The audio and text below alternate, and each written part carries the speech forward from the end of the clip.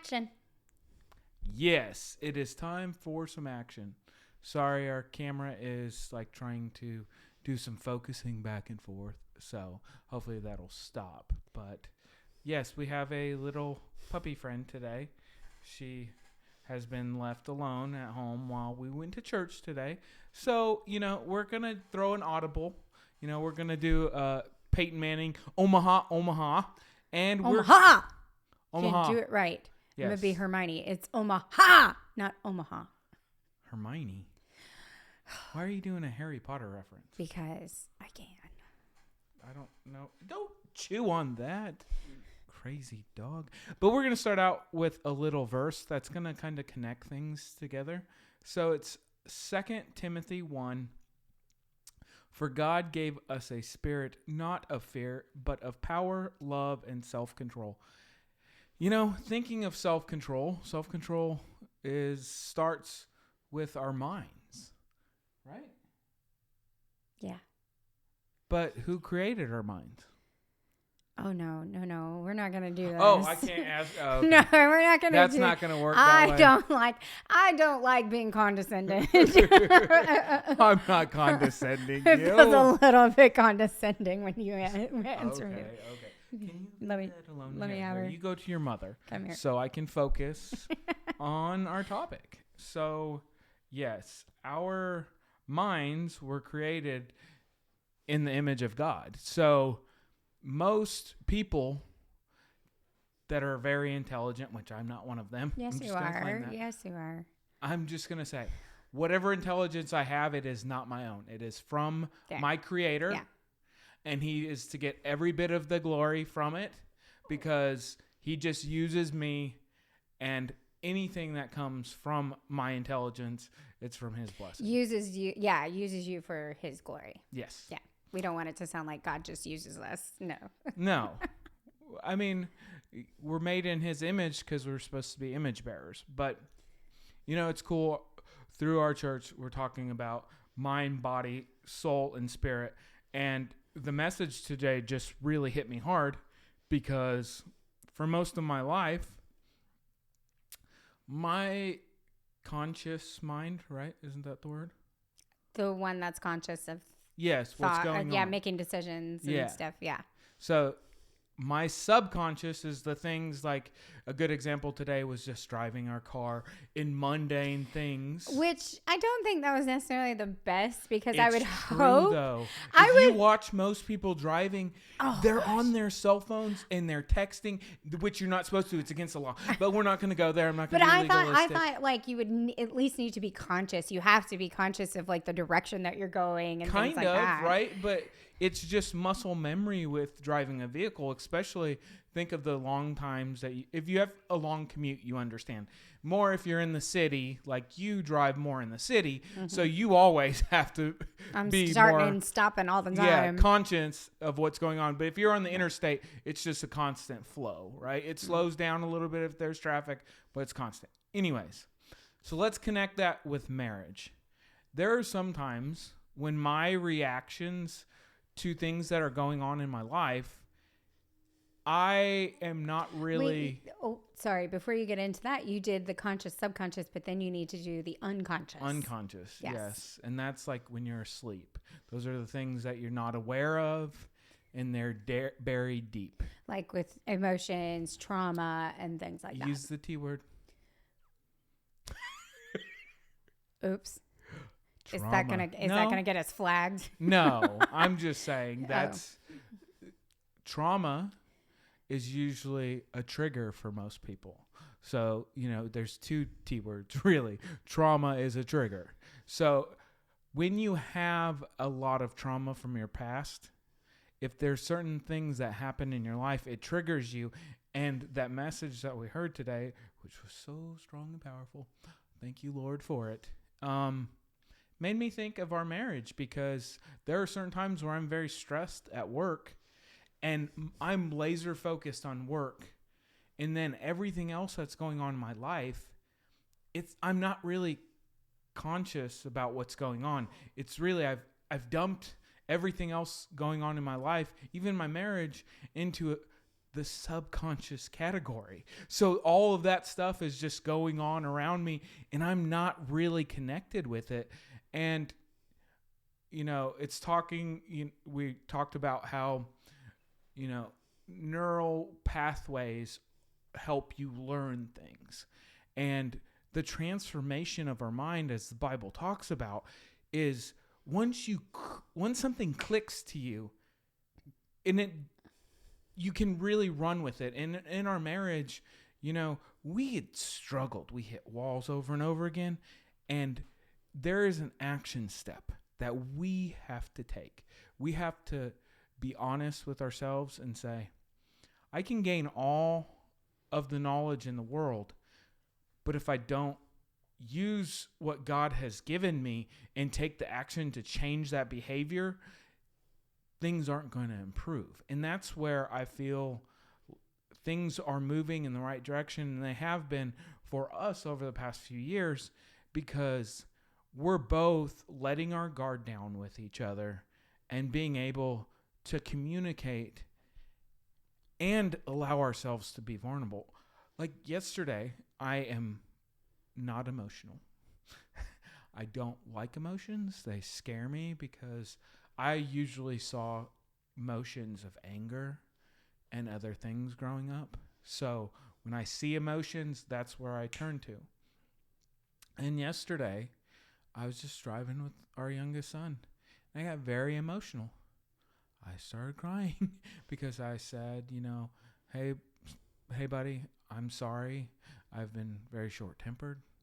I have just been not being there for you, and I've been so busy. And, a little kid just says, it's okay, I forgive you. But, I took a moment to connect with my conscious thought that, man, I'm neglecting this relationship with this small human being. And that small human being isn't going to be small the rest of his life. There's going to be a time when he grows up and he's a young adult, like our young adult children are now. And I can't get that time back. And it's no different in your relationship with your husband or wife. You can spend all this time in the world reading books and trying to get advice off of podcasts, which I love. I think the Lord can do wonderful things through podcasts. But if you're not connecting with God and having that intimate relationship with Him and allowing your guard down, how are you going to be able to do it with your wife? How are you going to be able to connect with your wife? A major love holiday is Valentine's Day. We usually don't ever do anything on Valentine's Day. It's just not something that we've ever done. But we hung out with 3 other couples from our church, and it was one of the best Valentine's Days I've ever had. You and I connected with each other, but we were connecting with our communal church, and that is so important. It is. Well, and it was also mentioned today that, there's this saying of old dogs, you can't teach old dogs new tricks, which isn't true, because you can. And one of the things that the Lord does for you is He transforms your mind, and He transforms it to the thinking beforehand to the way He wants you to think now. And it takes a lot of practice. It takes a lot of prayer. It takes a lot of reading the Bible, because you have old habits already. The old way of thinking, the old way of doing things, it's like biting your nails, and trying not to bite your nails anymore because it's a bad habit and it's not good for you. But if you continuously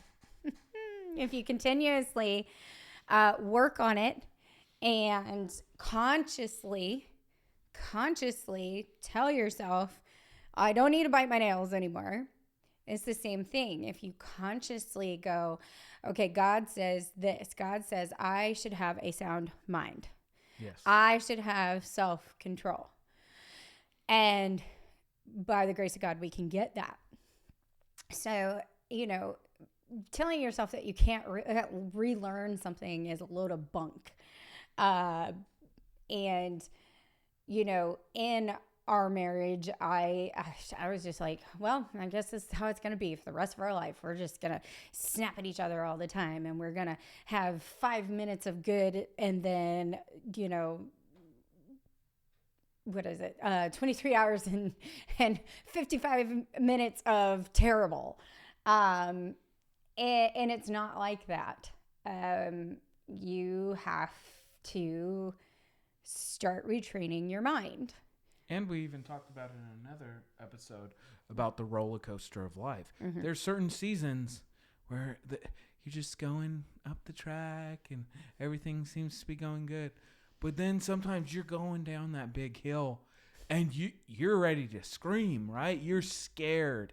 And fear is not from the Lord. Fear is from the attacks. And a lot of times our attacks come through dreams. Like some of my worst times where I go to her, where I do allow myself to be emotional, is when I'm sleeping and I wake up the next morning and I've been attacked in a dream by thoughts that, it's just fearful things that I don't really fear. But in my dreams, when I let my guard down because I'm not conscious. Yeah, conscious. It's word vomit for me, okay? So, and that's just not in my regular vocabulary. So, with that is in our dreams, we're not aware of everything that's going on. So, all of that's going on. There's spiritual attacks at us in the real world at all times. So, it's harder for us to protect ourselves and be aware of it when we're asleep. So, it's nice having a wife that understands that and just gives me that reassurance. That was just a dream, babe. Just a dream. Yeah. Don't allow it to ruin your whole day, because I would. I had a horrible dream. Now my day's going to be horrible. My week's probably going to be horrible. Well, and sometimes you don't tell me about it. And I'm like, what did I do? I didn't do anything. And then you're like, well, I had a dream. And I'm like, whoa, that didn't happen in real life. That was just your subconscious trying to get at you.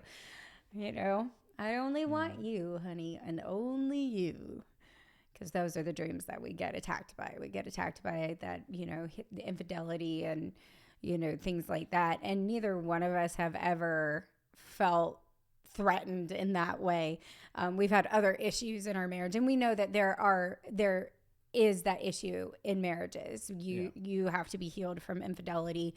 Maybe you both were not faithful to each other, and maybe the other one, but anyways.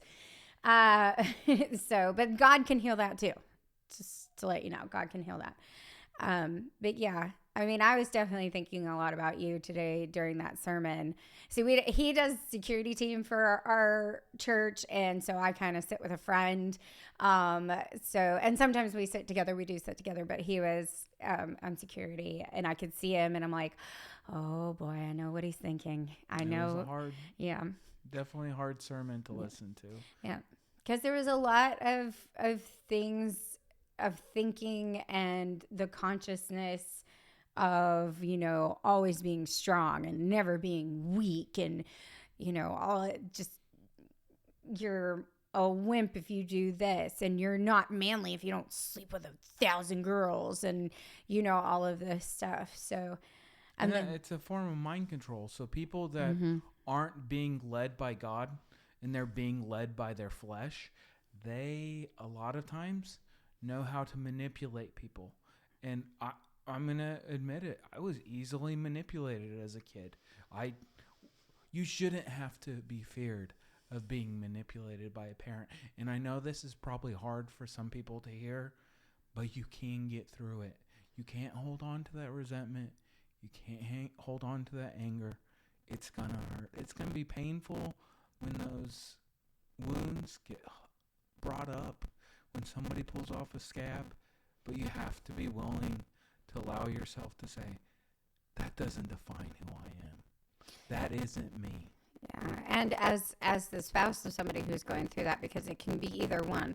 My mom went through a lot of trauma when she was younger. My dad did not.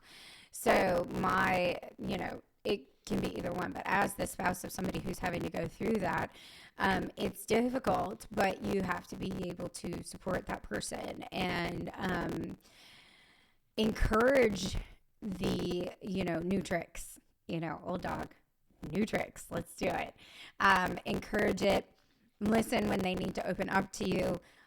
That's not always been easy for me because whenever he used to open up beforehand, it would always, most of the time, it was about our oldest son. And he was just griping and complaining. And I'm like, dear Lord, what am I going to hear this time? I'm going to hear the same story over and over and over again. So I've had to retrain my brain and retrain my reactions to when he comes to me and he wants to talk to me and he says, hey, I have something to talk to you about. And I not get anxious and sweaty palms and, get defensive right off the bat. So it's not just a retraining of the brain for the person who's having to break all these old habits. It's also a retraining of the brain for the spouse too. To become conscious and go, okay, don't get nervous. Don't get tense. Don't tense up your elbows. Don't your shoulders. Sorry, elbows here, shoulders there. Head, shoulders, knees. No, we can't. Oh, you don't want to get copyrighted. You can't. That can't. Everybody sings that. And I don't know. I don't. We sing that with our 3-year-olds, except it's a rapper type of thing. It's actually kind of fun. And again, yeah, I'm not interrupting you, right? Go ahead. So, with that transforming of the mind, I used to think that I could do that with our children. I thought I could help drive them and help transform their mind. That's manipulation. I needed to trust in God and, pray for them and love them in the way that God called me to, rather than trying to push them into thinking a certain way. I had to let them find their journey and their path, and that creates their own testimony. We all have struggles in our lives and things that we have to get through, but you have to be able to break those patterns. So what was that book that you read to me most recently? The Disconnected Man. Yes. Yeah. The Disconnected Man is a really good book. It's about the gentleman who wrote it. I cannot remember his name. I'd have to look it up. But if you just look up The Disconnected Man, you'll find it. He talked about how he, for years, was disconnected and didn't realize it. He thought he was doing everything by the book and that what he was supposed to do and to make his wife happy. And his wife, we talked about communication last time. His wife didn't communicate with him that she's like, I don't feel loved by you. I don't feel this. So it came as a shock to him that when his first wife came to him and said, I want a divorce. I'm done. You don't make me feel loved. You've never made me feel loved. But it's good to both go through that because it gave me a better understanding of him. It gave me a better understanding, and it was also kind of emotional. It was emotional for me, and I wasn't even the disconnected person. And it says disconnected man, but it can be for women as well. And there is a section in there where I still haven't read because it specifically says, the spouse should not read this part. And he read it all by himself. I still have no idea what it says. Maybe eventually he'll be like, here, you need to read this now. But it brought a lot of unconscious things to the conscious. And it started making us go, okay, all right. So I need to be more gentle with this in his life. I need to be more understanding here because this is why this is happening. And this is why he's reacting this way. And it's brought us a lot closer. We still have a lot of work to do. But it's brought us a lot closer together. It was definitely a difficult book. It was a difficult book for both of us. Most definitely. Because part of my heart broke for him. Actually, my heart did break for him. my heart broke for him because he, like he said, all he knew how to connect with was anger and not true relationships, true love. And I don't say that as like true love. No, like feeling love from somebody and receiving it. Like he still has a hard time with that. Getting a relationship with God because he just thought it was transactional. And I think he's said that before. Yes. So, but it was also difficult for me because I was also like, well, I've had to deal with this for almost such and such years. I don't want to have to baby him. I don't want to have to go back and do this. What you kind of do, because that person is still not too. That's what he needs. And a lot of times people say, well, they're adults. You shouldn't have to use the term kids gloves with them. But sometimes you do. Oh, if yeah. people haven't worked through things, you could be 4 decades into your life before you're addressing things. Yeah. So there are certain things from my childhood that I still go back to being a little kid when I think of those memories. And then people are like, well, why would you ever unearth that? Because if you can't get through it and work through those emotions, well, how did that make you feel? Yeah. You know? It's an unconscious reaction. Yes. It's a trigger and you don't realize it's a trigger. And it's the unconscious and you're all of a sudden angry or you're all of a sudden fearful or anxious and you have no idea why because you haven't brought the unconscious to the conscious. I totally just went to my stomach, to my brain.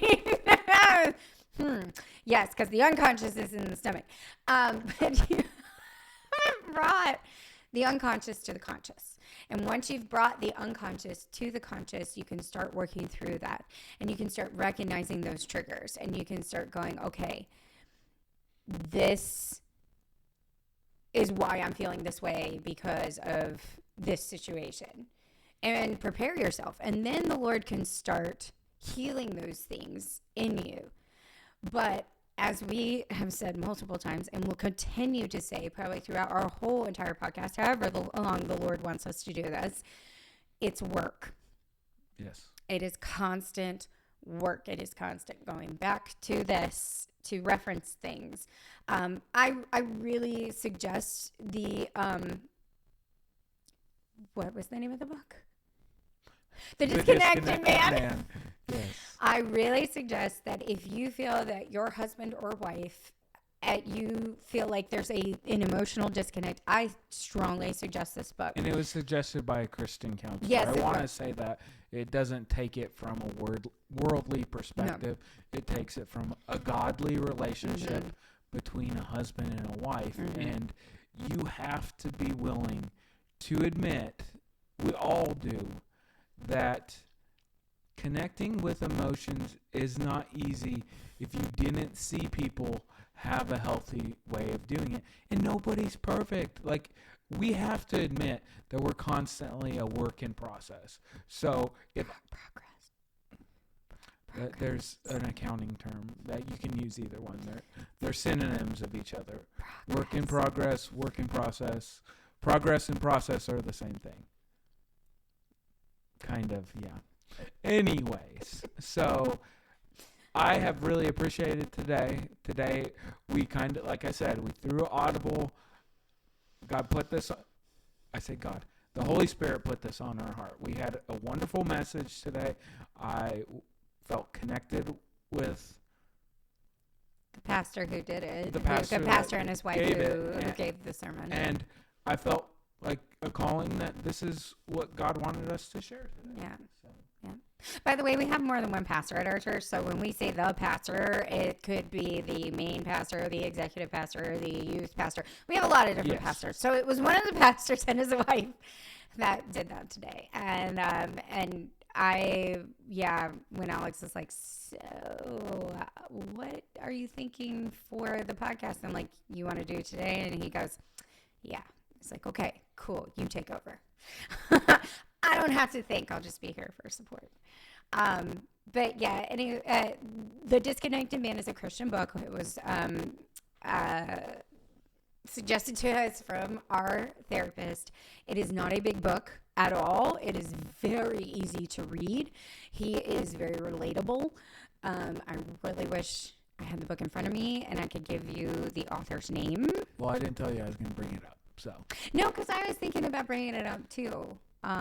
Because I think we should also read more books and also kind of be like, yeah, this is a great book if you're going through this. So maybe that'll be something else we do. Is there anything else you wanted to share before we wrap it up? No, well, it was your day. Oh.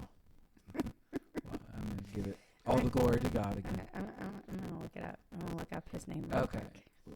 I think we ordered it off of the Amazon if you want to look at the rainforest. No, I don't care. I just need to put The Disconnected Man and then I'll... Okay. So anyways, thank you for tuning in. We really appreciate the likes and the subscribes. I almost said lick. Oh, that's... Nope. No, but thank you. No, I don't want the lick. Jim Turner. There we go. Jim Turner, The Disconnected Man by Jim Turner. So yes, check it out. Thanks again. God bless. Bye.